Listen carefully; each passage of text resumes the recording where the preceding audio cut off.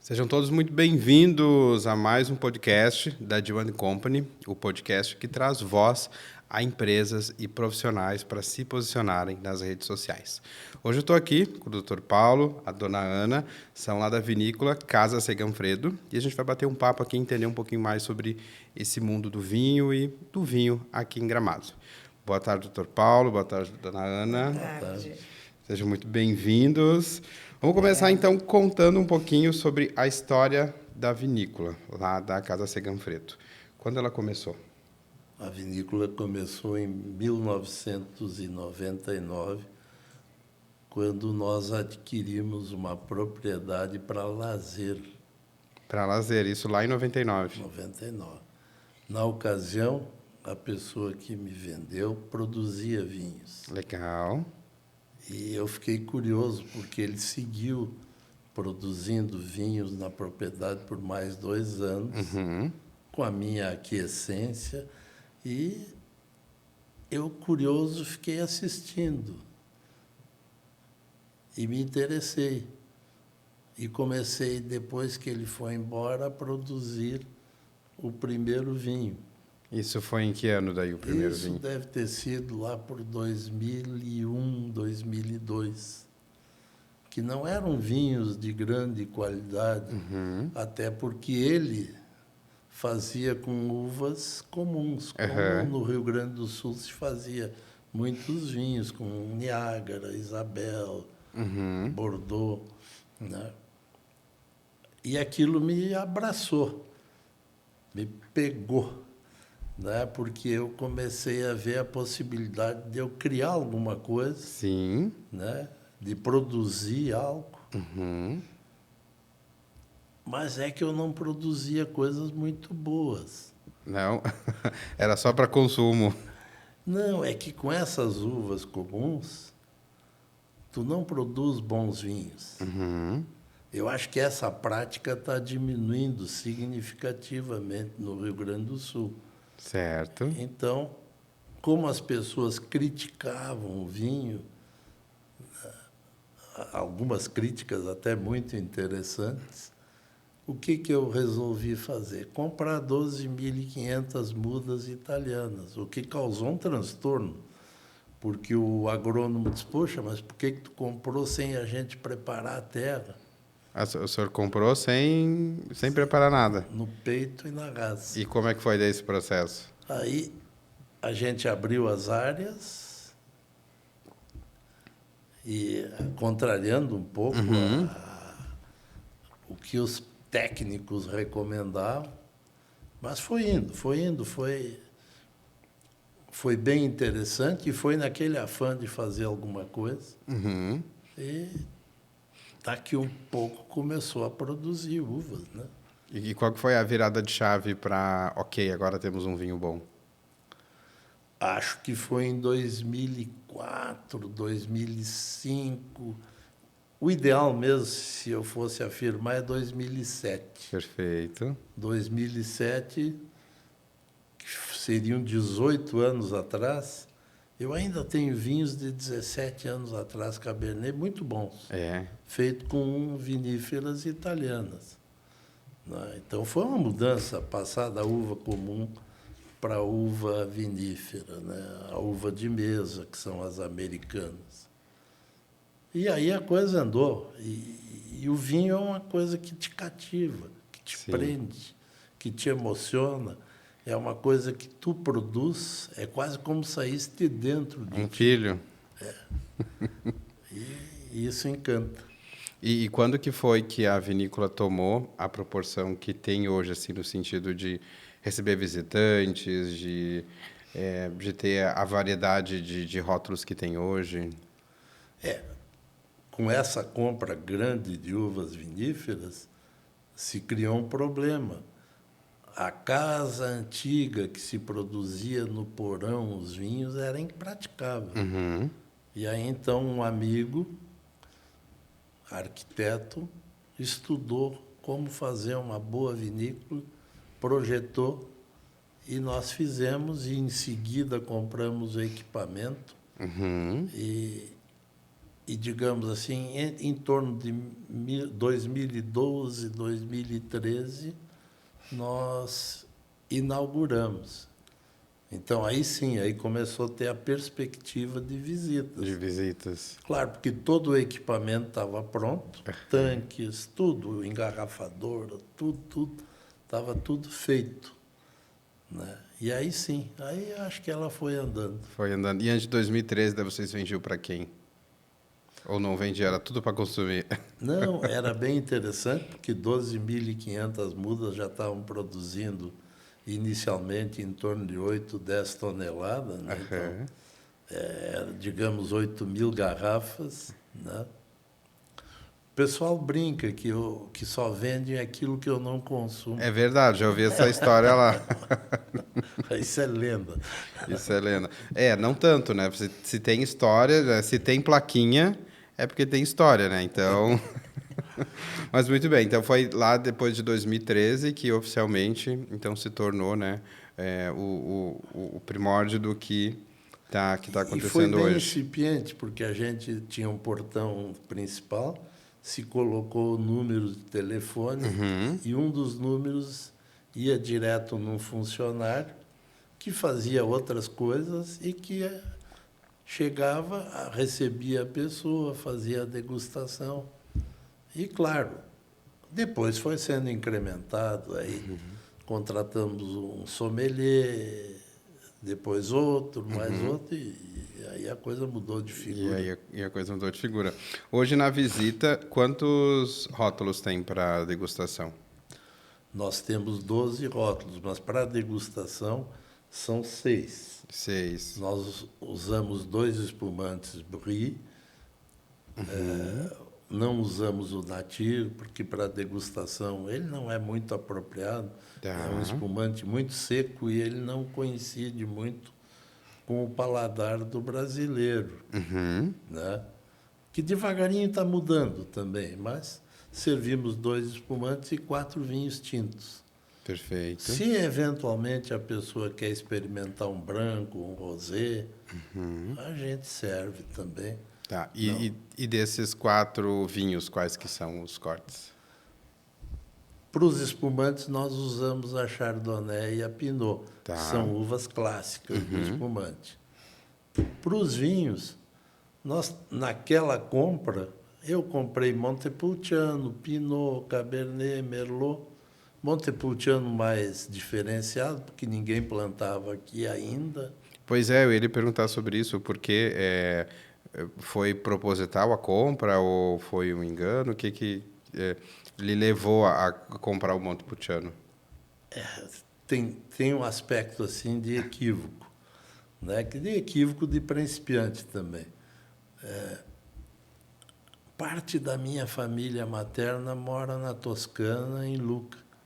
E nós, quando vamos para lá em agosto, no Ferragosto, a gente vai a Montepulciano. E em Montepulciano serve um vinho que se chama Rosso de Montepulciano ou Vignobile de Montepulciano.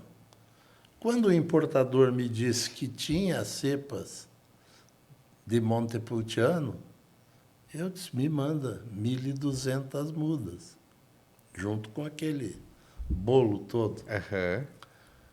Aí fui ler e descobri que o Rosso de Montepulciano e o Nobile de Montepulciano são feitos com a Sangiovese, que é a uva típica da Toscana. Sim. E que o que eu estava plantando era o Montepulciano da Abruzzo, da Puglia, do sul da Itália, que, por sinal, é a segunda uva mais produzida na Itália. E que tem melhorado muito, porque o sul da Itália tem investido muito em tecnologia. E o nosso Montepulciano foi uma surpresa. É uma uva que se deu bem, são cachos bonitos, saudáveis. Se adequaram bem aqui. Se adequaram. E caiu muito no gosto dos visitantes, né? Dos consumidores de vocês. Caiu. Grata surpresa. Viu? Então foi um erro que deu certo. Que deu certo. Fora o Montepulciano, quais os outros cortes que vocês têm lá? Nós temos o Pinot, o Merlot, o Cabernet, e vamos preparar agora um primitivo, porque foi a terceira safra de primitivo que nós tivemos, mas que nós não engarrafamos porque não consideramos que ele está num estado razoável para venda. Tá. Porque são uvas, foi a última leva de uvas que eu comprei, e são as 3 primeiras safras, são uvas muito jovens. Certo. Agora, a 4ª safra melhorou significativamente. Então, provavelmente, a gente lance ele. Então, em vez de 12 produtos, nós vamos ter 13. 13. E qual que é a ideia de lançamento do Primitivo? Olha, o Primitivo, quem sabe no ano que vem. Esse ano ainda ele está em tanque ainda, eu acho que tem que terminar a fermentação malolática e a gente provar, e provavelmente vamos fazer uma assemblagem. Provavelmente até 25% de uva. Quem sabe a Montepulciano. Muito bem, muito bem. Então teremos aí 13 cortes diferentes. E estamos prestes a lançar um outro, que estamos pensando no nome. O nome eu já sei que vocês já sabem, né? Vamos contar para o pessoal qual que é o nome. O nome é Quatrino. Quatrino. Quatrino é uma moeda do Vaticano, lá dos 1700. Sim. E que a gente imagina que quatrino é 25 centes. De uma moeda na época que eu não sei se era lira ou o que era, mas era a moeda que circulava no Vaticano. E a gente se prendeu na ideia do quatrino, por quê? Porque o quatrino é feito com uma assemblagem de 4 vinhos nossos. Montepulciano, Cabernet, Merlot e Pinot. Muito bem. Está pronto. Está pronto quando lança agora? Ficou 2 anos em barrica de carvalho. Olha. É um vinho que foi examinado pelo Ministério da Agricultura. Ele não foi chaptalizado, né? Então, é um vinho, é um reserva. É um reserva. Para o pessoal que não conhece tantos termos, o que é o chaptalizado? Chaptalizado é um vinho que não houve adição de açúcar de cana. Muito bem. Né? Que nós fazemos o possível e o impossível para não adicionar açúcar de cana na fermentação, o que nos obriga a fazer uma colheita mais tardia possível, para ter um amadurecimento máximo. Né? E isso é complicado, porque tu briga com passarinho, com abelha, sim, e coati, que sobe no parreiral e come as uvas, mas principalmente a abelha e o passarinho, que estragam bastante. Sim. Se eu comprasse uva, eu não ia comprar uva tão madura, porque o produtor ele se desvencilha antes, infelizmente. Ele não quer prejuízo, né? Sim, sim. E aproveitando que o senhor falou de não comprar uva, isso é um grande diferencial da vinícola, né? Sim.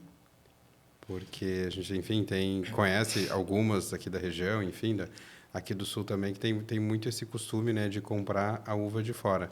Por que vocês decidiram não comprar a uva de fora? Isso não é uma coisa lucrativa, né? Mas é uma mania de perfeição. Okay. Ou seja, a gente quer fazer um bom vinho.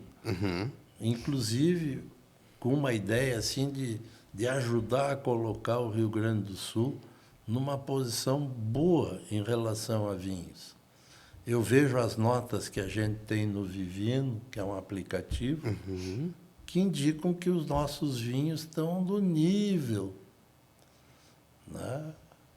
Os nossos vinhos de Gramado, né, estão do nível dos vinhos argentinos, uruguaios. Né? Claro, eu diria que lá em Mendonça tem um que outro ponto percentual melhor. São até porque particulares, né? Até porque eu atribuo os vinhos argentinos como os melhores vinhos do mundo. Muito bem. Eu acho. E nós já tivemos em todas as regiões que produzem vinho, nos Estados Unidos, Europa, até na Turquia nós experimentamos vinhos de boa qualidade. Uau! Mas o argentino, eu não sei se é o teor alcoólico, né? Que eu acho que o teor alcoólico é importante. É um atestado de bom vinho, para o meu gosto. Para o teu gosto. E lá existe esse teor alcoólico maior? Maior. Muito bem. Maior. Tu tem vinhos na média de 14 graus de álcool. E os da vinícola Segafredo é na média de? Montepulciano, 14. Ah, por isso que ele é o favorito aí. Ó. E o Cabernet? Cabernet, 13,8, 13,9. O Merlot, por aí. O Pinot, 14. Não, então, mas por quê? Porque tu procura assim, manter a uva até 1/10 hora para que ela tenha um teor de açúcar alto. Alto e não precisa ter Não outros precisa aditivos. acrescentar. Muito bem. Bom, eu já soube que o seu preferido e que esse sim só vende o que sobra é o Cabernet, certo? Exato. Isso é uma tirada de marketing dos meus sommeliers lá. E uma brincadeira comigo também. Né? Sim, sim. Então aproveita para comprar enquanto tem. E o seu, dona, qual que é o seu preferido lá? O meu é o Montepulciano. Montepulciano. Que é um vinho que não é muito tânico. Aliás, não é nada tânico. E ele desce redondinho, como se costuma dizer. E é um vinho que se pode fazer um happy hour, se pode comer numa refeição. Né? Um vinho que pode comer com uma pizza, com uma massa. Enfim, eu gosto bastante dele. E com o que mais que a senhora mais harmoniza, assim, quando a senhora está em casa cozinhando? Olha, em função da presença do cozinheiro e do grande, digamos assim, conhecedor de vinhos, geralmente acompanhado do Cabernet Sauvignon. Muito bem. Geralmente é esse que nos acompanha. É ele que nos acompanha. Mas às vezes ele me diz, vamos de Montepulciano, então vamos de Montepulciano. Perfeito, muito bom. Eu tenho aqui algumas dúvidas, tá? Como que surgiu? Surgiu a partir da compra, né? A partir da compra da propriedade, que o pessoal já fazia vinho e tudo mais, né? Mas o senhor vem de outra área, né? Porque foi assim um hobby, um complemento de profissão? Como surgiu, eu diria que foi um acidente. Um acidente. Porque os meus ancestrais lá não tinham nada a ver com vinho. Né? Ninguém fazia vinho. Sim. Né? Ninguém foi... Eram colonos de outras áreas. Né? Uhum. Eu também nunca... Eu era um apreciador de vinhos, gostava de vinho. E quando eu cheguei e vi a produção do vinho pela primeira vez, aquilo me encantou e eu... Aí foi amor à primeira vista. Eu resolvi fazer e aí eu levei a sério a coisa. Sim. A própria propriedade eu sempre levo a sério. Eu tenho uma propriedade bonita, com uma vista maravilhosa. É incrível mesmo. Bem conservada, né? Que retrata um pouco do cuidado que a gente tem, não só com a beleza natural, mas com os vinhos. Né? E tudo é reflexo, né? Se uma coisa é de uma qualidade, todo o processo, né? Ele vai sendo assim. É como restaurante, né? Me mostre como é o seu banheiro que eu sei como é que é a sua cozinha, né? Por que um psicanalista vai fazer isso? Vai fazer vinho, né? Bom, Lacan era de uma família de vinagreiros, era um pouquinho pior que eu. Ele fazia vinagre. Mas o Laplanche, que tem um dicionário de psicanálise conhecido internacionalmente, tanto na área da psicanálise como da psicologia, ele tinha uma vinícola. Sim. E produzia bons vinhos. Não sei como é que foi que aconteceu com ele. Comigo foi acidente. Foi acidente. Foi acidente por eu me encantar com aquilo que o meu amigo e que me vendeu, e que eu ainda guardo 2 garrafas de vinho que ele produziu. Uau, isso então é de 99 ou antes até? É antes. Antes. É tipo um dia ainda vou fazer um mini museu do vinho.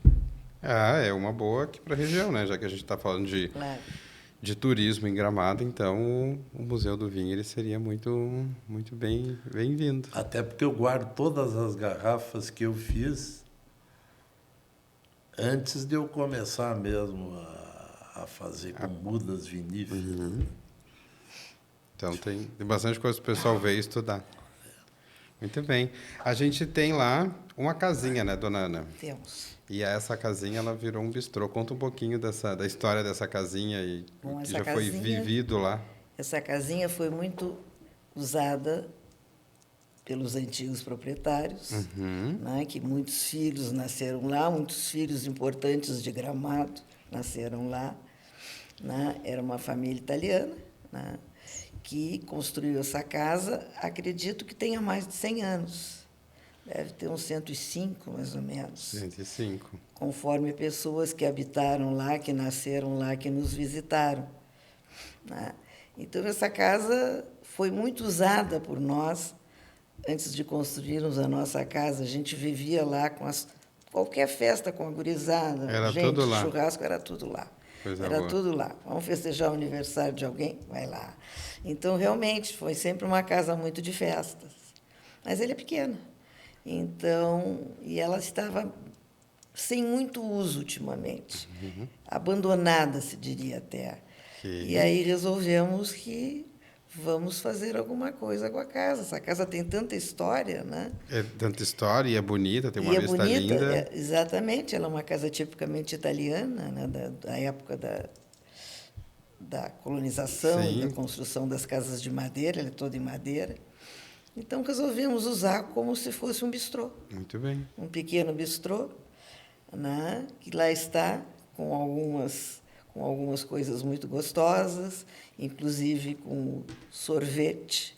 Né? Isso, então, eu já ia não comentar, ia elogiar o gelato que vocês fizeram com o próprio suco da uva, é isso? O próprio suco da uva. E temos em cima do sorvete, assim, tem um pequeno caldo que é de um vinho. Que é de um vinho também. Que é de um vinho também. E que eu acho que o que ficou a harmonização perfeita foi com o que vocês serviram, né? Ficou muito bom. Ficou muito bom. Que foi com o espumante, foi o Nature? Foi. Muito bem, muito bem. Não, e, na verdade, é uma coisa pequena ainda, incipiente, não é? Mas temos algumas guloseimas bem interessantes, bem feitas, bem gostosas, que as pessoas nos pediam muito. Vocês não têm nenhum lugar para que a gente possa almoçar ou fazer um lanche. Então, agora temos. Muito bem, porque a pessoa vem para a visita, né? Porque a primeira visita é que horário? Às 9. É às 9, às 11, às 13 e às 15. Então, lá, 9 horas, a pessoa já começa bem o dia, né? Já começa. Já começa bem o dia. Então, ele pode estender o dia, pode. Ficando lá, fazendo piquenique e tudo mais, mas tendo o apoio do bistrô. Que o bom também do bistrô, principalmente para o nosso clima aqui de Gramado, é a neve, o dia de chuva, a garoa. Então, a pessoa pode ter ali uma boa atmosfera, né? E se o tempo tá bonito, então melhor aí é um show à parte aquele laguinho, né? É bonito. E não só o laguinho ali, a gente tem muita, além da vegetação em volta, a gente tem os animais, né? Temos. Quais os animais que vocês têm ali? Nós temos muitos animais. Temos os nativos que aparecem hoje seguidas vezes, famílias de veados. Tem o veado pequenininho, tem o maior, tem o pai e a mãe que a gente já consegue identificar. Sim. E que eles passeiam quase junto conosco. Sério? Durante o dia, antes eles fugiam muito, agora não fogem mais. Né? Temos os pavões, que eu achava muito bonito. Tem uma vinícola aqui em Bento que tem pavões muito lindos também. E eu queria muito pavões, porque, para mim, é um dos bichos mais bonitos que a gente pode encontrar na natureza. Né? E aí, então, começamos a ter uma família de pavões, agora aumentou, e eles são muito interessantes, porque nós perdemos muitos animais. Nós temos galinha de Angola, nós temos patos, marrecos, mas todos eles sofrem a predação de outros animais, até os nativos também daqui, da região. E o pavão não tem problema. O pavão não tem problema porque eles sobem nas árvores mais altas e lá é o puleiro deles. Muito bem. Ficam preservados, eles mesmos se preservam. Preservados e uma beleza à parte, né? Uma beleza à parte. É muito lindo. Temos galinhas também, enfim. E como que vocês veem o futuro do enoturismo aqui na região? Acho que o futuro do enoturismo é o grande futuro, digamos, da região. Cada vez se vê mais, né? Sim, porque as pessoas vêm para a região e muitas vezes elas acabam indo para cidades vizinhas, né? Mas cada vez mais a gente está tendo oportunidades. Sim, porque nós temos outras vinícolas aqui. Né? Outras. E vocês, em particular, vocês estão a 8 minutos do centro? A 8 minutos do centro de Gramado. Nossa, isso é uma maravilha. Como tu disseste já um dia, que eu gostei muito da tua explicação, da tua explicação, está no quintal de Gramado. Está no quintal de Gramado. Né? Realmente, ele é muito perto. Porque às vezes eu recebo alguns amigos, a gente queria ir a Bento. Eu digo, tá bom, aí você tem 2 horas, 2 horas e meia para ir, aí você vai viver tudo que você tem que viver lá em 2, 3, 4 horas e depois mais 2 horas e meia para voltar. Então, uma é cansativo, outra se tu vai dirigindo, tu não vai poder voltar dirigindo. E aqui agora a gente tem, então, quer dizer, agora, né? Eu digo agora porque eu mesmo descobri há pouco tempo, né? Há poucos anos, e cada vez mais a gente está fazendo trabalho para fomentar isso, né? E as pessoas, né? Conhecerem, poderem, daqui a pouco passar o turno lá, não necessariamente, né? Ter que ir para outra região, né? Exato. E aí, quais experiências vocês oferecem lá, além da visita com degustação? Além da visita com degustação, nós temos também piquenique nos gramados, porque a nossa natureza é muito linda. Os altos e baixos são dessa região. A região é particularmente linda. E temos o Wine Garden, né, o vinho do Jardim. Sim. Temos agora o bistrô, certo. Né, que pode ser servido dentro, se está um tempo mais ou menos gramadense, né? Sim. E podemos servir fora quando os dias são lindos, né? Muito bem. Seja no inverno como no verão. E o pessoal usa muito lá para pedidos de casamento? Sim, bastante. É? Muitos pedidos de casamento já recebemos lá. De namoro? De namoro, casamento, noivado. Noivado. Né? E o pessoal usa para fazer sessão de fotos lá? Usam. Também usam para sessão de fotos. Você imagina, tem alguns cantinhos lá que a gente está na... merecem, né? Estamos na Europa e está no quintal de casa, né? Isso ajuda bastante. Está no quintal de casa. Não, é uma paisagem bem europeia, é verdade. Muitos pinheiros, muitos pinos. Muito bem, muito bem. Do contexto, assim, a gente já falou do enoturismo, mas que mensagem que vocês gostariam de deixar para as pessoas que são amantes de vinho? Olha, os amantes do vinho, como nós até já tivemos essas ideias, não existe nada melhor que o vinho estrangeiro. Não. O vinho bom é o vinho que se gosta. Exatamente. E, na verdade, o nosso vinho está sendo cada vez mais gostado por nós e pelos nossos visitantes. Então, o que a gente pode dizer com uma mensagem seria o seguinte: vamos valorizar a terra, vamos valorizar o nosso vinho, vamos começar valorizando, tomando vinho gaúcho. Né? Exatamente. Eu destacaria assim, a cidade de Gramado e o trabalho da prefeitura, que sempre faz um incremento das festas do vinho, das vinícolas. A prefeitura está sempre lutando por isso. Sim. Embora Gramado não seja uma região como Bento Gonçalves, Caxias, que tem inúmeras e grandes vinícolas. Mas tem boas vinícolas aqui. E já é um bom suporte para as pessoas poderem aproveitar a região, sem necessariamente ter -se que deslocar, às vezes, para ficar um dia lá, né? Porque uma coisa é você ir para Bento e ficar lá 3, 4 dias, fazer roteiros sobre vinhos, aí é um espetáculo à parte, né? A gente não tem nem como concorrer. Mas para aquela pessoa que está aqui e ela só quer conhecer uma vinícola, né? Ter a experiência, ver a explicação, né? Faz a visita guiada, que inclusive de vocês incrível. Muito bem guiado. Muito bem guiado, vocês estão de parabéns. Já fiz algumas visitas aí ao redor do mundo e nunca uma me trouxe assim tão próximo do vinho. Assim, de pegar a história e, ó, isso aqui aconteceu lá nessa época e é o que tu faz na tua mesa hoje. Eu achei fantástico, Bárbara, e valoriza muito, cada vez mais, né, o processo, né? Às vezes eu vejo a pessoa assim, vai lá, começou a tomar o vinho e aí deixou uma taça e quer despertar. Eu digo, não, mas, né, ficou tanto tempo para produzir isso aqui, como é que você vai deixar? Como é que você vai deixar, né? E muito vem da forma como o pessoal lá aborda a visitação. Então, estão de parabéns nesse sentido. Todos os nossos sommeliers, eles terminam funcionando na elaboração do vinho.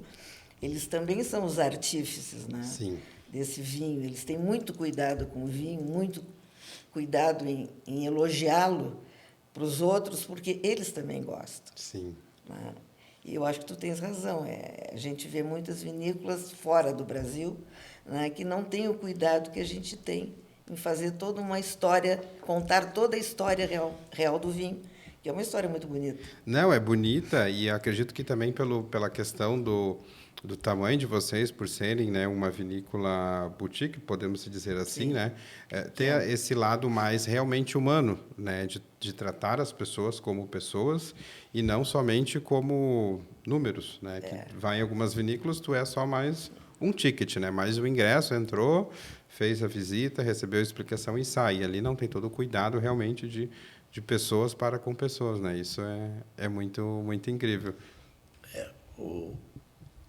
Me lembrei agora de um aspecto que os nossos sommeliers escreveram um livro que ainda não publicaram, uma verdadeira enciclopédia do vinho, com mais de 400 páginas. Temos que publicar isso, então? E muitos capítulos eu li. Eles aprontavam um capítulo, alguns diziam, o que tu acha? Entregavam para a Ana também. Né? E claro, perfeito. O patrocínio disso não é fácil. Não é fácil? Né? Mas é possível, né? Daqui a pouco vai haver uma forma aí de... Olha lá que a prefeitura se interessa. Então fica o recado aí, pessoal. Fica o recado. Porque é uma forma de incrementar, né? Eu sempre tento ajudar. Muitas vezes as pessoas me perguntam, fizeram a visita lá e que faço mais de vinho, Gramado? Agora tem N vinícolas. Tá? Posso te sugerir a Ravanello, que é uma vinícola excelente. Uhum. Tem um sistema de trabalho que eu acho muito parecido com o nosso. Né? São parceiros. Tem outras também. Né?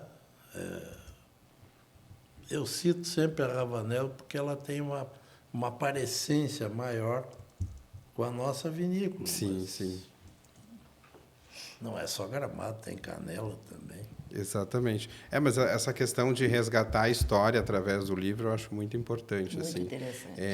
Porque, você está produzindo o livro hoje, mas o livro, né, fica para as gerações e no mundo que a gente está cada vez indo mais por digital, né, ter esse lado do material impresso e guardar essa história faz sentido e acho que até o paralelo, né? Enquanto que tem muita gente indo para o digital, tem muita gente voltando para o impresso, para pegar o livro, para sentir o cheiro da folha e tudo mais. Então, acho que faz sentido a gente incentivar aí o pessoal para que esse...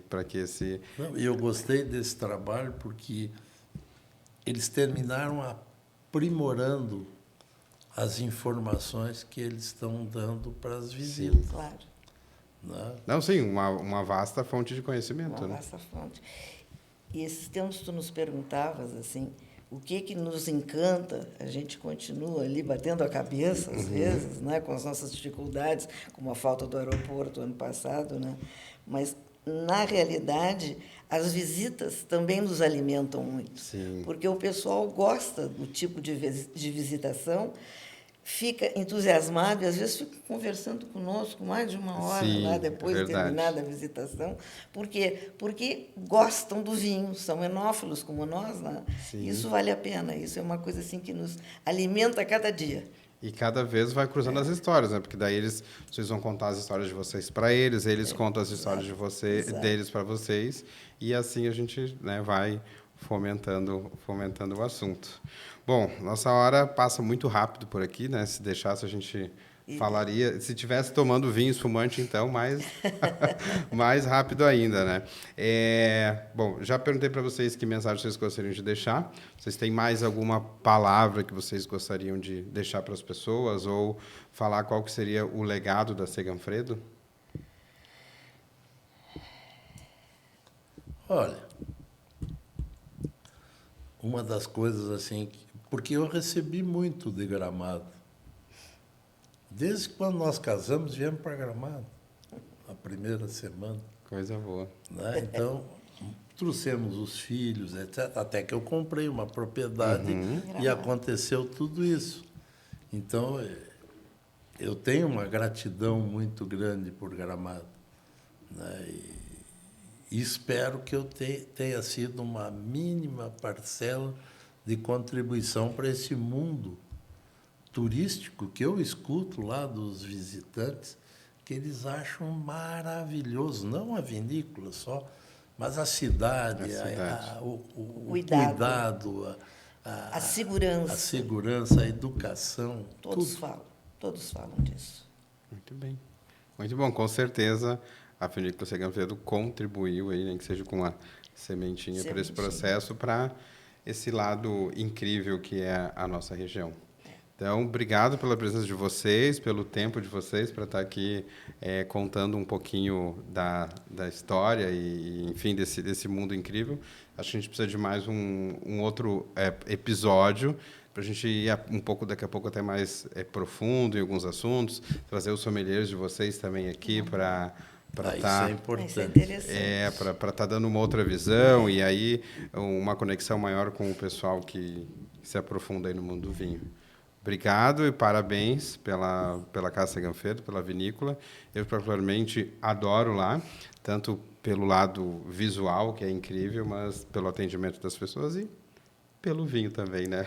Muito obrigada. Obrigado. Muito obrigada, Gil. Para quem está nos acompanhando até agora, obrigado pela tua presença, pelo teu carinho aqui. Agora, a partir do momento que esse episódio é publicado, você pode deixar os seus comentários aqui.